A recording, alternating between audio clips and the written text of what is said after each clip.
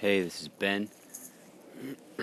This is 10 of 114, Yard of Peace.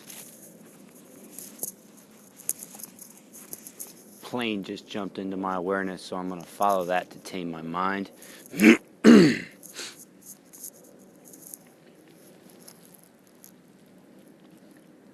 So just the act of listening begins the process, but it's the act of curiosity. The act of curiosity that enables the process to evolve with your highest processing capabilities.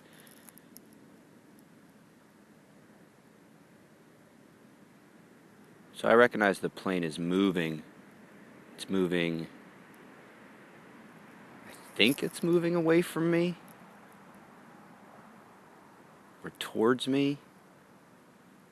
I think it's moving away. I think it's moving north.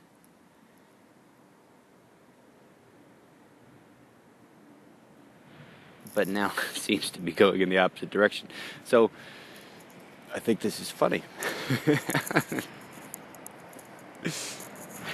And then there's all this interruption. So I'm still trying to listen to this plane get a direction on its heading. Yeah, so now it feels like it's closer to me than it was. It could have been making a big turn, and that's what I heard. See, my first thought, my first idea about the plane was that it was moving in kind of a straight line.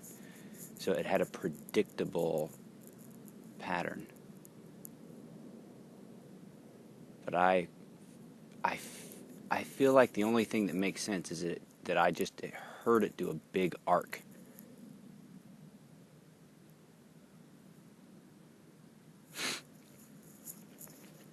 So that's interesting. I'm curious about this. Intellectually too. So that's what really turns on, or that's what present tense awareness gives you access to. It's not going into non-judgmental present tense awareness. That's it. It's inside of non-judgmental present tense awareness. Your highest processing capabilities are able to come online. And the best way to represent that physiology through a word, through an idea, is curiosity, insight. Really powerful stuff. Next, because this process is infinite, it helps to humble yourself by going through the steps. Having the discipline to recognize that even though you've seen and interacted with the best processing capabilities existence has created, the human being, you still have to humble yourself. You have to get out of your own way. You got to respect the ground. You've got to connect back to where you came from. First fundamentals. And the way you do that is by going through your alignment. Your alignment always starts with touching something. So if you're standing, it's your feet touching the ground. So right now I'm at a park and I'm standing on one of those, old tires turned into playground ground. So it's soft. I bring students here, actually. I bring students here and we study here. Anyway, my ground right now has a really interesting experience to it. It feels very sturdy, but it's also squishy. I'm on this squishy ground, and I can feel that. My feet, the intel gathering capabilities of my feet inform me of the quality of the ground. And then I call on my feet to give me more intel by shifting left, shifting right. I'll send some rhythms up into my pelvis. That helps make the sensations at my pelvis, more noticeable. Spiral in with the tissue of my legs, not the bones. You're wrapping the tissue, the soft tissue of your legs in, feeling a spiral in at the femur heads. Notice what your feet want to do. Spiral out. See if you can get into the buttocks. You might be inclined to send your pelvis forward. Oh, buttocks. Squeeze them, boy. Find the middle. Core. Core is an enigma. Your core is as sophisticated and interactive and complex, nuanced as your brain. So I like to just let the core be the core and just notice the peripheries of the core. So like fabric of clothing, general temperature,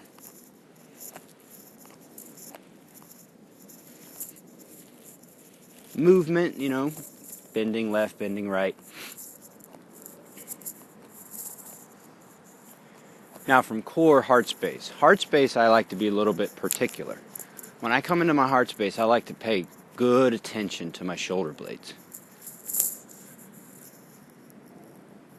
My own practice has led me to the awareness that I've got these pockets of armor inside my body, where my body has literally created hardness, actual hardness. And when I think about why that hardness is there, it usually comes first to football and then to the Army.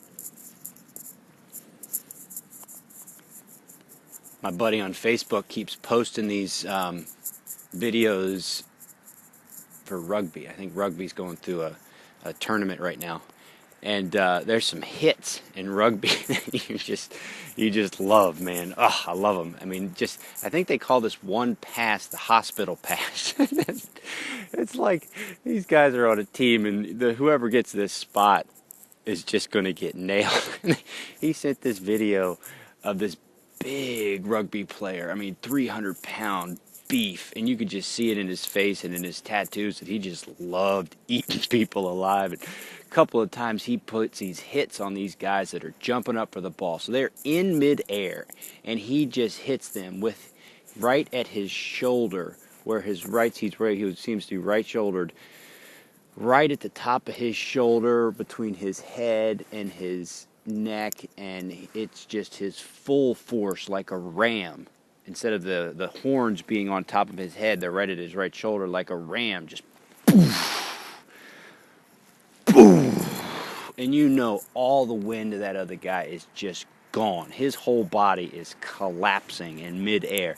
He is powerless to do anything about this force meeting him at full speed, with full violence, I'm trying to rip you in fucking half mode. Whew, just talking about it gets me fired up. But that's how I played in football. I remember so clearly playing on the right side of the defensive line at tackle. And I go into this block, and I'm trying to shed this block as best I can, and I see the quarterback kind of moving right to left, and I just turn on him, and I am literally chomping at the bit to rip his fucking head off. I want to destroy this kid.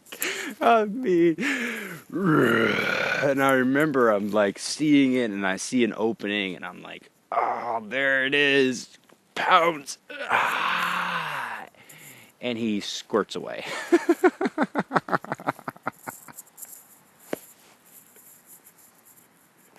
Oh, man, it was just such a letdown. And they start over on the next play. I do remember a time that I did meet full force head on with this kid. He played for this team called Shape, and he was a smaller dude, but he was feisty, and he was kind of like he was kind of underhanded, take cheap shots. So our coach points him out in film, and he's like, "I want someone to take this fucking guy out." So I was like, I didn't say it out loud. I was just like, "All right." So I went after this guy, and he was right across from me on kickoff return. And kickoff return is you both line up facing each other. The team kicking off kicks off. The front line pulls back about 10 yards. The whole unit kind of condenses a little bit in protection of the guy behind them. And then you take off at the guy in front of you. So I pull back 10 yards. And so I pull back. I'm watching this guy out of the corner of my eye. I see him, I make a turn, and I run at him as hard as I possibly can. No hesitation whatsoever. Boom! Hit. And it was just thud and thud. It wasn't... This actually says some similarities to when a guy beat my ass. I remember my head being against the concrete, and this is on my right side, and this guy was just on top of me, just 3 hits or 4 hits, just boom, boom, boom, and it was just these dense thuds, really dense, big, huge, all gray, huge, dense, round, all-encompassing, thud, thud, thud, and I remember my awareness was saying to me, all right, get up, get up, get up, get up, gotta move, get up, gotta move. Ugh, I feel all the sadness thinking about it. It makes me feel really sad. The sadness is coming up into my throat, and I just feel bad for my body. Oh, I hit this kid so hard in the Shape game, and I was just totally and utterly committed to just hitting him as hard as I possibly could. And there was this dense thud. It was this same dense thud, but I felt that in football first. I felt it later when this guy was pounding my head into the concrete. Ugh. Man, this is an emotional one. So, anyway, hit this guy, and I don't crush him. I mean, we hit each other like two rams hitting each other, pretty evenly. And he kind of falls off to the left. I hit him, and unlike rugby, of course, we've got shoulder pads, we've got body armor. So hit him, he falls off to the right. Well, in that moment, something about my being kind of disappeared. It was weird. It's like I still had awareness. I still had presence of mind. But it was like the order or the ideas or like the past and the future. It was more like the past and the future of what I was doing disappeared. Like that I was in a football game, that I had to get back to the huddle, that the score was this, that the time was this. It was more of just a emptiness, an awareness of emptiness. The emptiness included the sight picture of my guys huddling up to my rear. So I kind of like wobbly moved back into the huddle, got into the huddle, and just everything just kind of came back.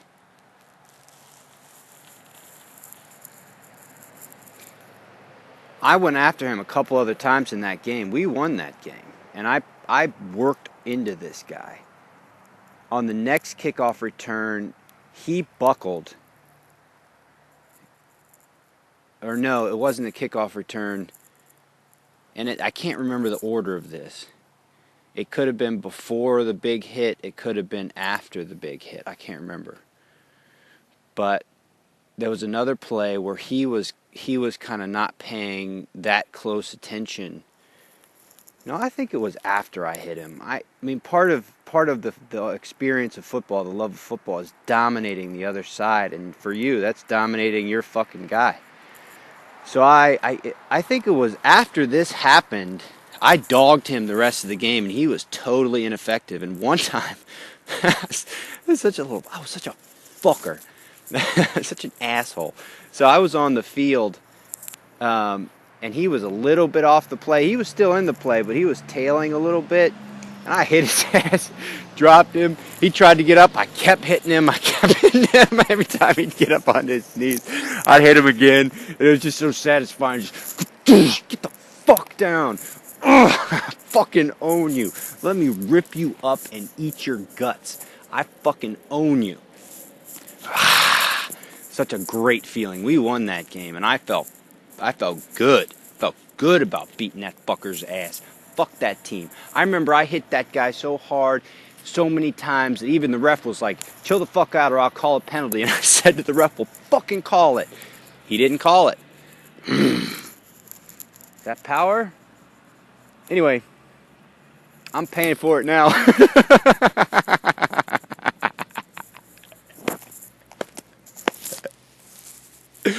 Ooh, man. Right side of my body is so armored up, I can't do a lot of things on my right. My right is effective in some ways, but totally ineffective in others. And this right arm thing takes place in the form of literally fucking solidness, hardness in my shoulder, in my right shoulder. So when I, that's a long story. So when I go into my shoulder space, my heart space, I look at that. I pay attention to how my neck feels, how my shoulder blades feel, and I allow that to inform the front. So the rib cage. And this isn't constant. I mean, you can never step into the same body twice. But this is just a place that really has a lot for me. In particular, violence. Right side, violence. It's where I held my firearms.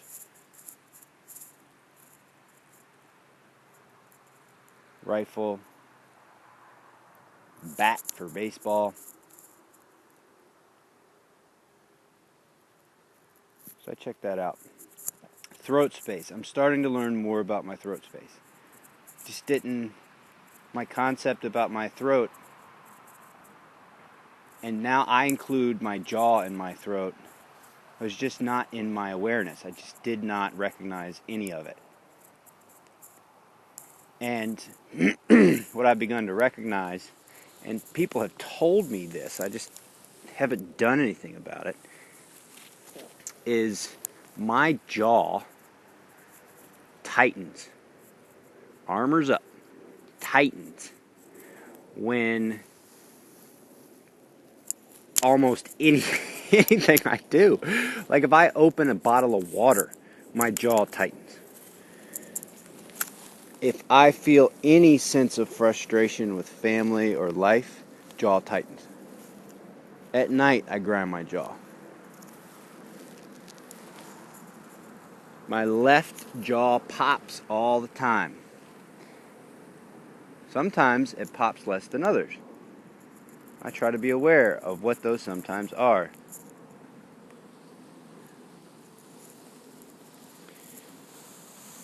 So when I come into my throat space,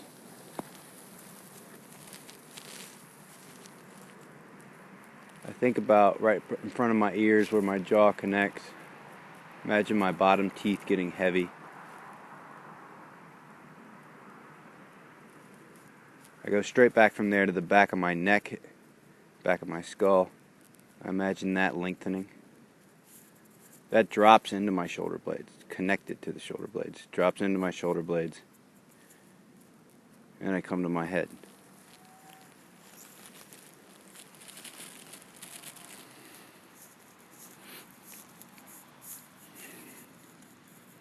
In my head, I either recognize height or thought energy? Am I getting taller at my head, or am I thinking? And then from there, I just notice it, and I don't really think about it much either way. Just, oh, okay. And then I take a full breath.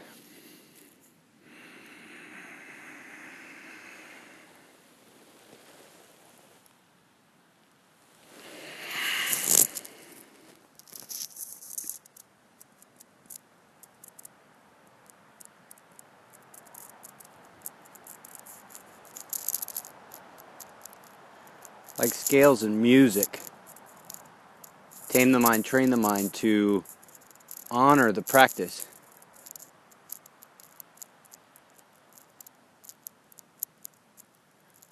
Distinguish it. Biologically speaking, it's time spent becoming more present. Dr. Herbert Benson. And then sending it through the body. According to Dr. Bressel van der Kolk, Richard Miller, and others who I can't remember, going through the body creates a biological environment that calms the amygdala, the limbic system, and allows for the prefrontal cortex to have the most energy to process your experiences in ways that you'd never imagine. And it's inside this space that we're able to access some of our more subconscious things.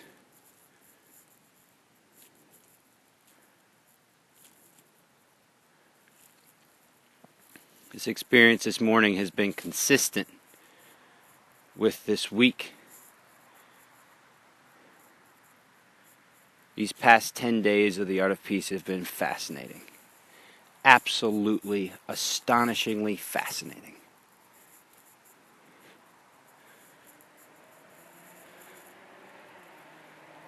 Right now in all the darkness, it's early. I can't see much. There's not much light. Everything's got a kind of a dull look to it. When the sun comes out, that's going to be totally opposite. It's going to be barely any shade. I feel like for my life, the Art of Peace was like the sun coming up. So starting a new round of the Art of Peace brought a whole bunch of light into my field, my whole being. Now, with a whole bunch of light, I could start to see things. And one of the things that I started to see were shadows.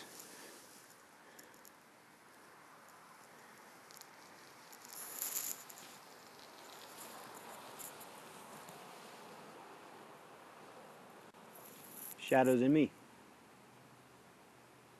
Darkness.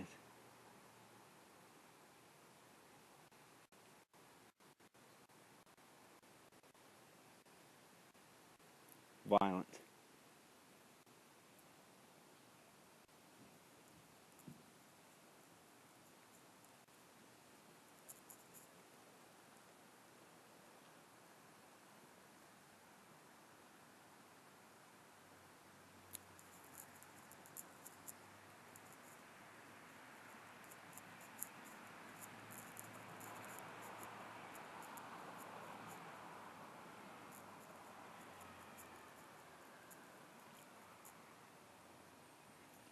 In a strange symmetry, the extremes of the light and the extremes of the shadow seem consistent with each other.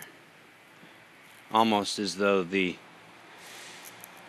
environment was just totally different than what it was before.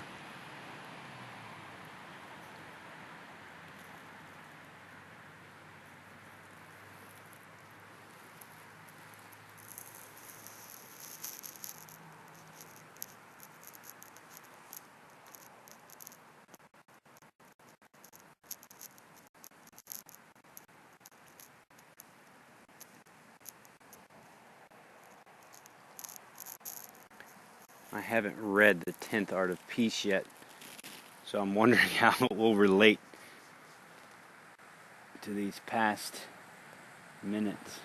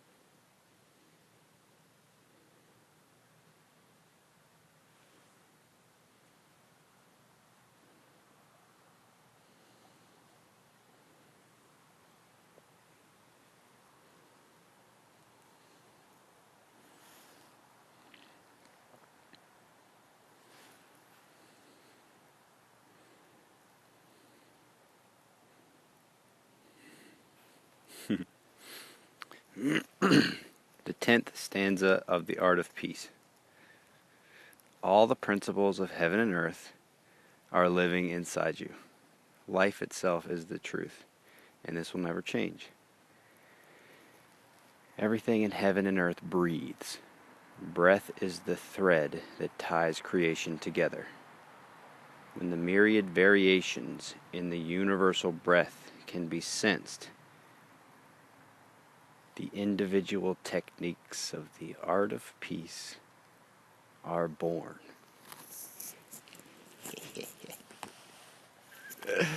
Oh, man. I get a kick out of it every time. The individual, read that again.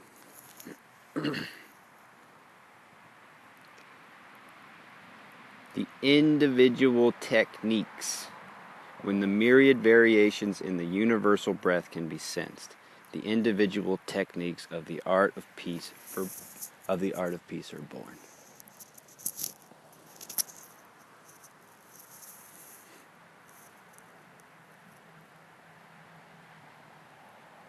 So when things like this happen, I don't try to recreate it or understand it or figure it out or make it happen again or make a plan or anything. I just practice gratitude.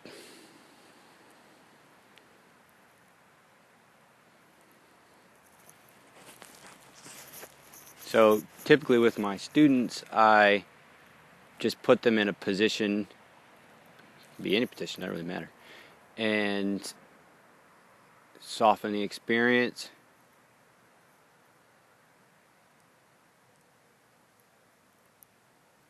Easy way to do that is in your mind, breathe in, and then as you exhale, say the words soften ground,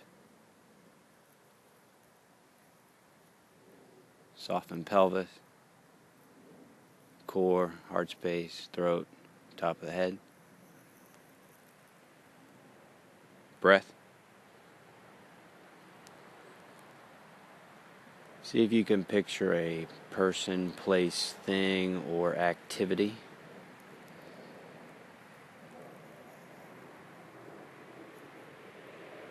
Or lesson. Wisdom, piece of wisdom. Yeah, that's a good one. Think of some wisdom. Wisdom that you've come to. So, the wisdom that has been showing up for me is the art of peace. And I am really, really grateful for O-sensei's ability to articulate words that can facilitate the experience of the power implicit to non-judgmental present tense awareness.